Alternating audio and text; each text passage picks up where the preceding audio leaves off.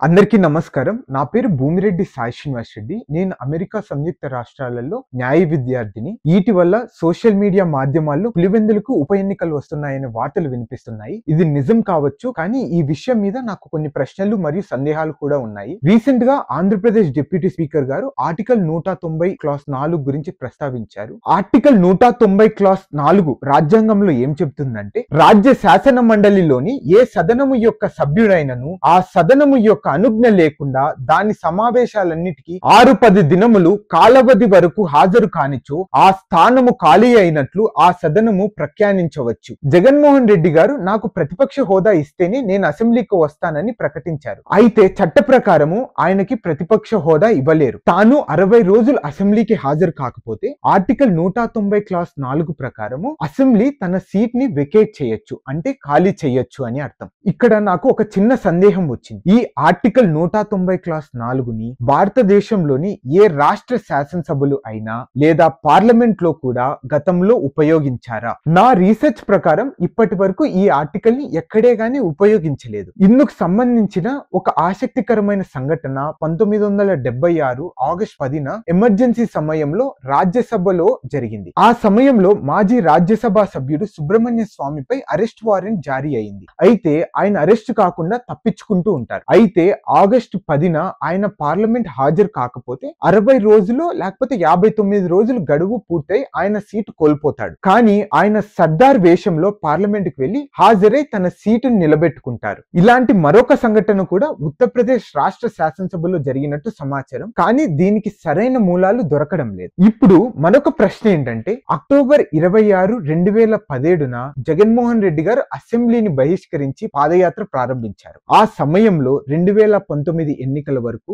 అంటే సుమారు 19 నెలల పాటు అసెంబ్లీకి పాల్గొనలేదు. అప్పుడు ఎందుకో ఆర్టికల్ 190 క్లాస్ 4 ప్రకారము ఆయన సీటు ఎందుకు ఖాళీ చేయలేదు? దీనికి 2 కారణాలు ఉండవచ్చని నేను అనుకుంటున్నాను. ఆ సమయంలో అసెంబ్లీ సెషన్లు 60 రోజులు పైగా జరగలేదు, లేదా జగన్మోహన్ రెడ్డి గారు ఆ మధ్యలో ఎప్పుడైనా గానీ అసెంబ్లీకి హాజరై సంతకం పెట్టి వెళ్లి ఉండొచ్చు. చట్ట ప్రకారం అసెంబ్లీ సమావేశాలు నేరుగా పాల్గొనడం అవసరం లేదు, కేవలం వచ్చి సంతకం పెట్టిన హాజరైనట్టే పరిగణిస్తారు. కాబట్టి ఈసారి కూడా తాను ఏదైనా ఒక రోజు హాజరై సంతకం చేస్తే తను సీటును వక్రీకరించబడదు. ముఖ్యమంత్రి నారా చంద్రబాబు నాయుడు గారు అసెంబ్లీకి హాజరు కాని అంశం గురించి మీ అందరికి వివరిస్తాము.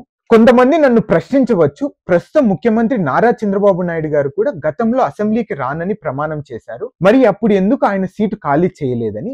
దానికి పిఆర్ఎస్ లెజిస్లేటివ్ రీసెర్చ్ డేటా ప్రకారం ఏం చెప్తున్నారంటే, 2022లో 2 అసెంబ్లీ సెషన్లు జరిగాయి. ఒకటి 12 రోజులు, ఇంకొకటి 5 రోజులు. అలానే 2023లో 2 అసెంబ్లీ సెషన్స్ జరిగాయి. ఒకటి 8 రోజులు, ఒకటి 5 రోజులు. 2024లో 3 రోజుల అసెంబ్లీ సమావేశాలు జరిగాయి. అంటే నవంబర్ 19, 2021న చంద్రబాబు నాయుడు గారు అసెంబ్లీలో తాను ఇకపై అసెంబ్లీకి రానని ప్రకటించారు. అంటే ఆయన దాదాపు 31 నెలలు అసెంబ్లీకి హాజరు కాలేదు. అంటే మొత్తము 2022 నుండి 2024 మధ్యలో కేవలం 33 రోజులు మాత్రమే అసెంబ్లీని నిర్వహించబడింది. అందువల్లనే నారా చంద్రబాబు నాయుడు గారి సీటు ఆర్టికల్ 190 క్లాస్ 4 ప్రకారం వెకేట్ చేయలేదు. అసెంబ్లీ సెషన్ల కాల వ్యవధి మరియు ఉప ఎన్నికల అంచనా గురించి మీ అందరికి వివరిస్తాను. నా దగ్గర 2014 నుండి 2019 వరకు జరిగిన అసెంబ్లీ సెషన్ల గురించి నా దగ్గర పూర్తిగా డేటా లేదు. అయితే 2019, 2024 కాలంలో కోవిడ్-19 మహమ్మారి కారణంగా దాదాపు 2 సంవత్సరాలు అసెంబ్లీ కార్యక్రమాలు గణనీయంగా తగ్గాయి. అందువలన ఆ గణాంకాలపై పూర్తిగా ఆధారపడడం సాధ్యపడదు. కానీ గత అసెంబ్లీ సెషన్ల ద్వారా ఒక సగటును తీసుకుని భవిష్యత్తులో ఎప్పుడు ఉప ఎన్నికలు జరుగుతున్నాయని అంచనా వేయవచ్చు. అయితే గత ఏడాది 2024లో మొత్తం 16 రోజులు అసెంబ్లీ సెషన్స్ జరిగాయి. అంటే నవంబర్ సెషన్స్ కు జగన్మోహన్ రెడ్డి గారు హాజరు కాలేదు, అంటే సుమారు అతను 10 రోజులు హాజరు కాలేదని. కానీ ఆయన ప్రమాణ స్వీకారానికి హాజరయ్యారు. అలానే ఒకసారి 36 మంది చనిపోయారని నిరసనగా అసెంబ్లీని బహిష్కరించారని నాకు గుర్తుకుంది. భవిష్యత్తులో ఉప ఎన్నికల అంచనా, నా అంచనా ప్రకారం ఒక ఏడాదికి 30 నుండి 40 రోజులు అసెంబ్లీ సమావేశం సమావేశాలు జరిగే అవకాశం ఉంది. అదే విధంగా 2026 మే కల్లా 60 రోజులు గడువు పూర్తవుతుందని నా అంచనా. అంటే 2026 ఆగస్టు లేదా నవంబర్ మధ్యలో పులివెందుల్లో ఉప ఎన్నికలు జరిగే అవకాశం ఉంది. తను ఎలానో 60 రోజులు అసెంబ్లీకి రాడు కాబట్టి,